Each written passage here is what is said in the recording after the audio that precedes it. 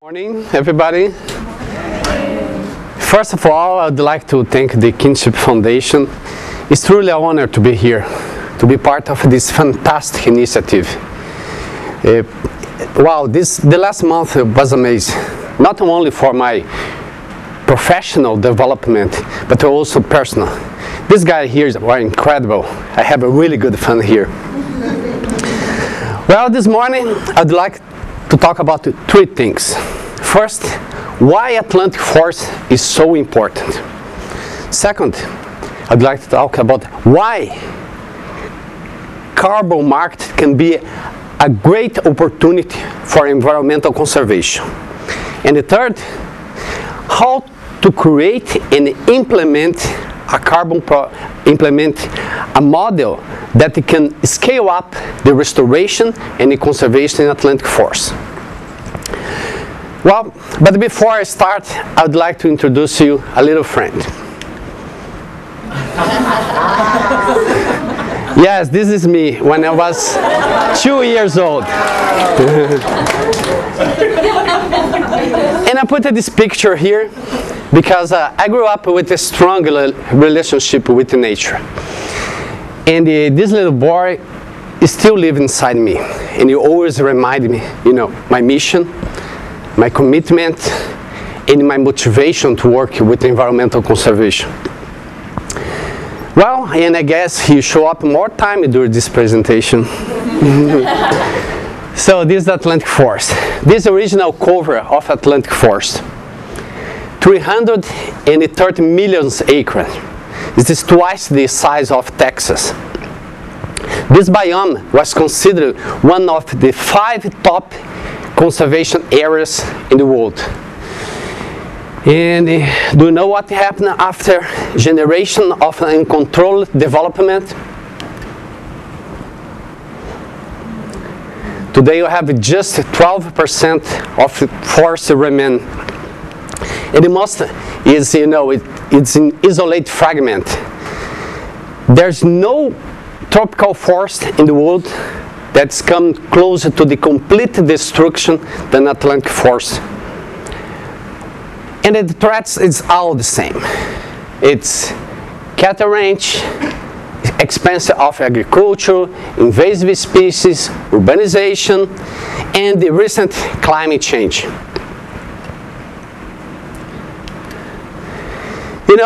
But despite of all destruction, Atlantic Forest is still harbor amazing biodiversity.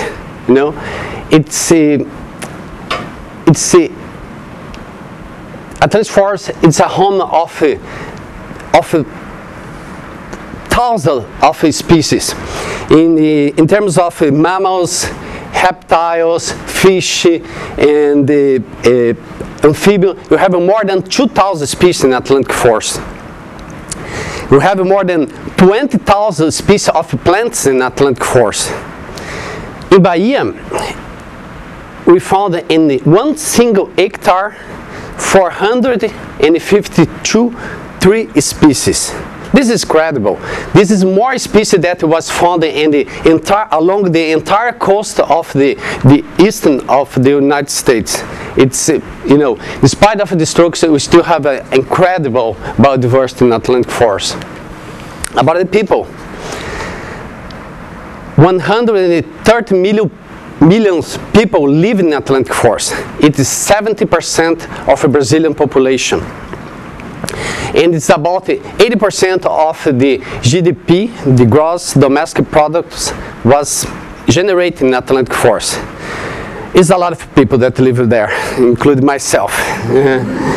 Well, and we all rely on the Atlantic Forest to provide the water for us. Can you imagine 130 million people without water? Maybe Ames can. But it's not just water. We depend on all the environmental service, like provision service, like food, like fiber. You depend on the regulative services, like erosion regulating, climate regulating, pollination. We we depend on recreation, ecotourism, and all the environmental service that Atlantic Forest provide to us. Can you see? There's no doubt that the Atlantic Forest is important for biodiversity, is important for people, and all the relationship between both. Yeah, about carbon market, yeah, you're right, why not? So, to answer the question, why carbon project can be a great opportunity for conservation, I have two simple reasons. First, this is a market that is already established and is generating millions of dollars every year. You can see the voluntary market in 2009. This is 326 million, and the $150 million just for carbon markets. You have a clear tendency that this market will grow over the years. The money is out there, and it is a huge opportunity to use this market to finance restoration and conservation in Atlantic Forest. The second reason is, in order to address climate change, carbon market and conservation project is part of the solution. In Brazil, it's about 55% of Brazilian emission is coming from deforestation and forest degradation. So it's pretty obvious that if you wanted to address climate change, you need to think about conservation. You need how to protect the forest, how to restore the forest, and reduce emission and for deforestation, for forest degradation, and creating new forest is the quickest and the most cost-effective way to address climate change. So now you can develop a project using market-based approach. But the question is, how you do that? It's not just about carbon. We talk about biodiversity, we talk about people, we talk about environmental service. How you can put all these things together? How you can solve this jigsaw puzzle? So, I have an idea. We can create a model to scale up restoration and conservation of Atlantic Forest, while also, protect a critical watershed to serve millions of people. You can remove carbon from the atmosphere. We can create jobs opportunity. You can expand the native forest. You can protect and restore Atlantic Forest.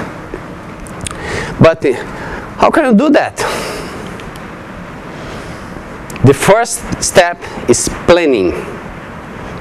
Using this methodology is called result of chain, that basically you put all the main activity that is necessary to have a feasibility.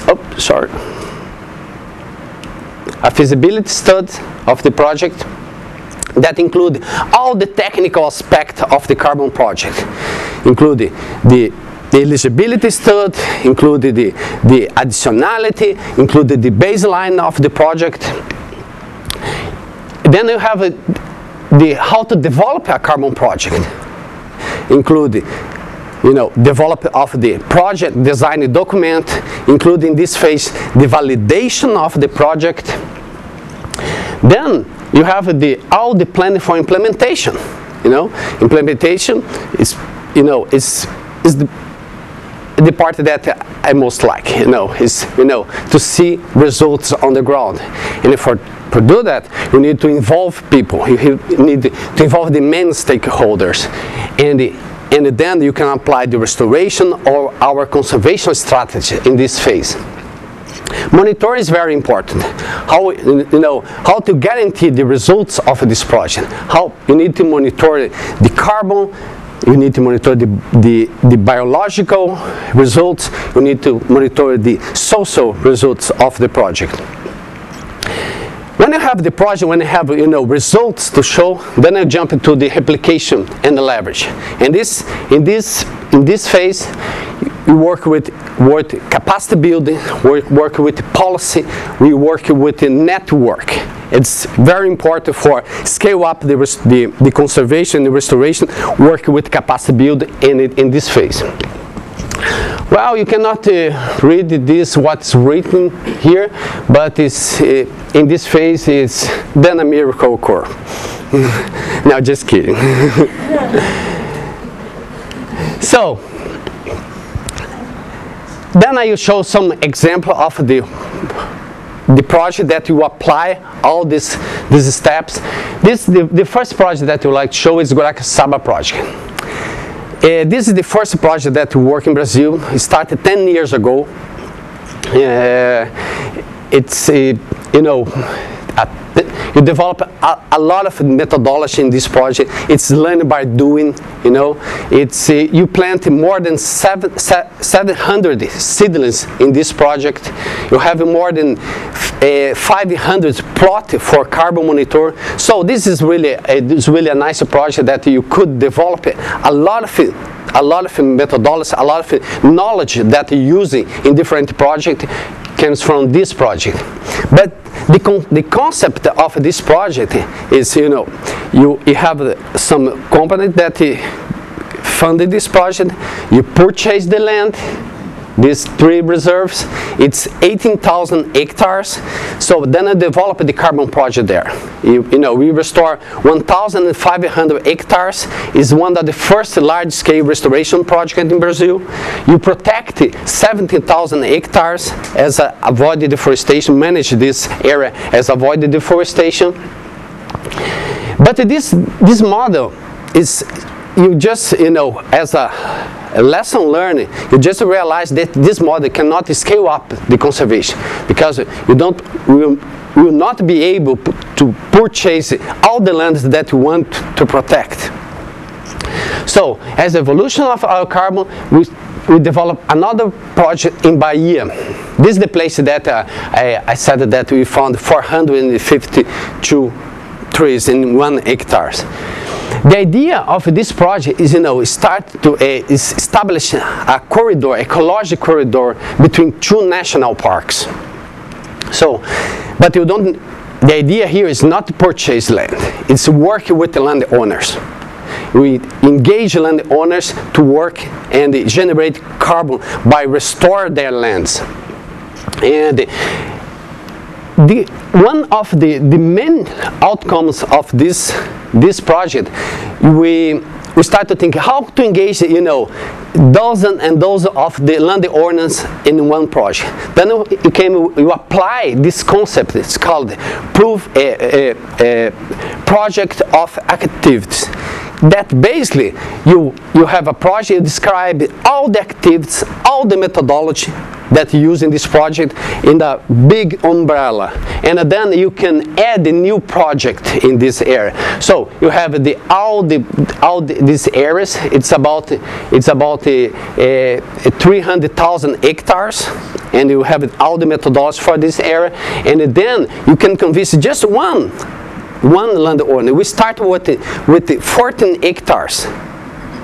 And after that, more and more people are interested in the project, and you can add new areas for the project, and then you can increase the area of the project.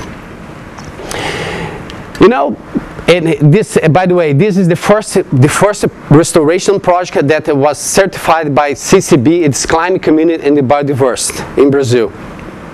And this some picture we start in 2009, and this our restoration is 1 year after. But then you start to think about, carbon cannot pay for all the cost of the project. Will not be able to scale a project if you think just about carbon. So then you started to work in this project, Cantareira project. It's located closer to São Paulo city. And this is one example that you can combine different sources for a project. In this project, use carbon revenues, we use water fees revenues, and we use money for the government, private company. So, and then put all this money together, then they will be able to implement the project, and also you can pay for the environmental services for the landowners. So, then in this area, this area, Cantareira project, provide water for 90 million people in São Paulo. It's very appealing project. You protect and you guarantee water for 90 million people in São Paulo. So, what's the conclusion for this? First, Atlantic Forest, it's important for people, it's important for biodiversity, it's important in terms of environmental conservation. We need to act, and we need to act now. Carbon market, you can see that, it's a great tool. You can use this financial mechanism to help to implement the restoration and the conservation in Atlantic Forest. We needed to develop and implement models capable to be replicated. We needed to capacity other organizations to implement this project. We need to work with the state and the federal agencies in Brazil in order to create a policy and a legal framework to create incentives for carbon market. This is one conclusion. And also, we needed to, we need leadership, we need inspiration, and we need the right tools. And this is what you got in the last month here. So, look at this little boy again. What he's thinking now? Yes, it is. But you do the best I can. Thank you very much.